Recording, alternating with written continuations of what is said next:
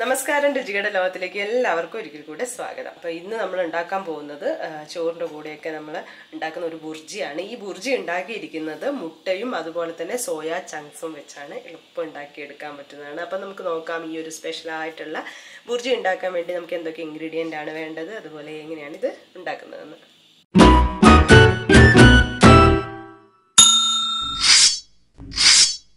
ഇതിനായിട്ട് നമുക്ക് ഒരു 1/4 കപ്പ് സോയ ചങ്ക്സ് എടുത്തിട്ടുണ്ട്. അപ്പോൾ ആദ്യം ഇത് നമ്മളൊന്ന് ജസ്റ്റ് ക്രഷ് ചെയ്തെടുക്കുകയാണ്.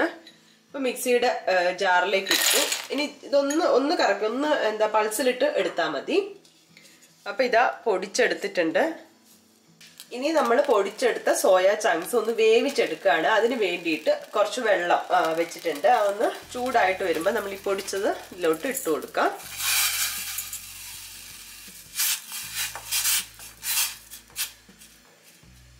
ഇനി ഇതൊന്ന് വെന്ത് വരണം.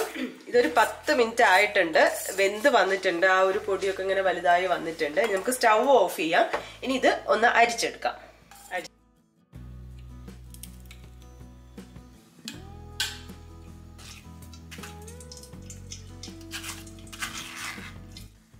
അപ്പൊ ഇതിനായിട്ടൊരു പാൻ വെച്ചിട്ടുണ്ട്. ഇനി നമുക്ക് ഓയിൽ ഒഴിച്ചു കൊടുക്കാം.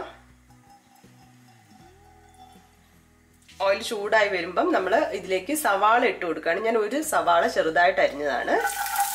ഇതിലേക്ക് ആവശ്യമായിട്ടുള്ള ഉപ്പ് ഇട്ട് കൊടുക്കാം. ഇതൊന്ന് വഴറ്റി കൊടുക്കാം. ഒരുപാട് വഴന്ന് വരണ്ട കേട്ടോ. അപ്പൊ സവാള വാടി വന്നിട്ടുണ്ട്. ഇനി നമ്മൾ ഇതിലേക്ക് പച്ചമുളക് ഇടുകയാണ്. ഞാൻ 3 പച്ചമുളക് ഇങ്ങനെ ചെറുതായിട്ട് അരിഞ്ഞിട്ടുണ്ടായിരുന്നു. അതും കൂടെ ഇട്ട് ഇളക്കി കൊടുക്കാം. പച്ചമുളക് ഇട്ടതിന് ശേഷം ഒരുപാടൊന്നും ഇളക്കണ്ട. ഇനി നമ്മൾ ഇതിലേക്ക് നമ്മൾ അരിച്ചു മാറ്റി വെച്ച സോയ ചങ്ക്സ് ഉണ്ടല്ലോ, പൊടിച്ചിട്ടുണ്ടായിരുന്നു, അത് ഇട്ട് കൊടുക്കുകയാണ്. ഇനി നല്ലപോലെ ഒന്ന് ഇളക്കി കൊടുക്കാം.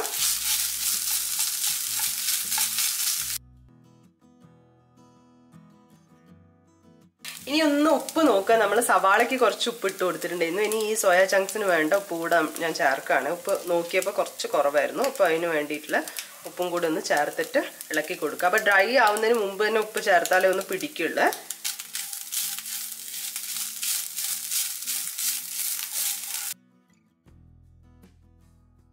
ഇത് ഏതാണ്ട് ഡ്രൈ ആയിട്ട് വന്നിട്ടുണ്ട്. ഇനി എന്ത് ചെയ്യാന്നറിയോ, ഇതൊരു സൈഡിലേക്ക് ഒന്ന് നീക്കി വെക്കുകയാണ്.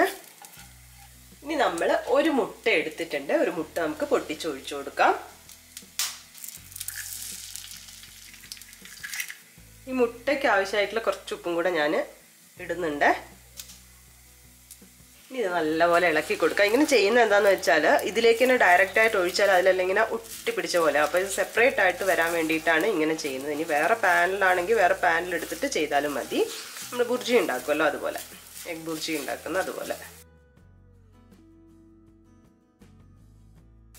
ഇനി നമുക്ക് കുറച്ച് കറിവേപ്പില ഇതിലേക്ക് ഇട്ട് കൊടുക്കാം.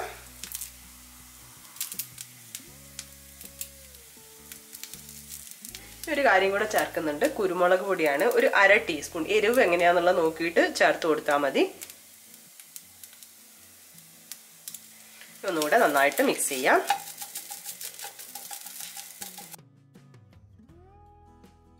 അപ്പൊ ഇതിവിടെ റെഡി ആയിട്ടുണ്ട്. ഇനി നമുക്ക് സ്റ്റവ് ഓഫ് ചെയ്ത് ഒരു സെർവിങ് ബൗളിലോട്ട് മാറ്റാം. അങ്ങനെ സോയ ചങ്ക്സ് എഗ് ബുർജി ഇവിടെ റെഡി ആയിട്ടുണ്ട്. എത്ര എളുപ്പം നമ്മൾ പരിപാടി കഴിച്ചു അല്ലേ. അപ്പോൾ ചോറിൻ്റെ കൂടെയൊക്കെ ഒന്നും ഇല്ലാത്ത സമയത്തൊക്കെ നമുക്ക് ഇതുണ്ടെങ്കിൽ ഉണ്ടാക്കിയെടുക്കാം. അതുപോലെ എപ്പോഴും ഇങ്ങനെ ഈ സോയ ചങ്ക്സ് വെച്ച് കറിയോ അല്ലെങ്കിൽ ഫ്രൈ ചെയ്തെടുക്കുന്നതിന് വരെ ഇങ്ങനെയൊക്കെ ചെയ്ത് നോക്കാമല്ലോ. ഇപ്പം എല്ലാവരും ട്രൈ ചെയ്ത് നോക്കാം കേട്ടോ. ട്രൈ ചെയ്ത് നോക്കി നിങ്ങളുടെ ഫീഡ്ബാക്ക് ഒക്കെ അറിയിക്കുക. പുതിയൊരു വീഡിയോ കാണുന്നവരെ ബൈ.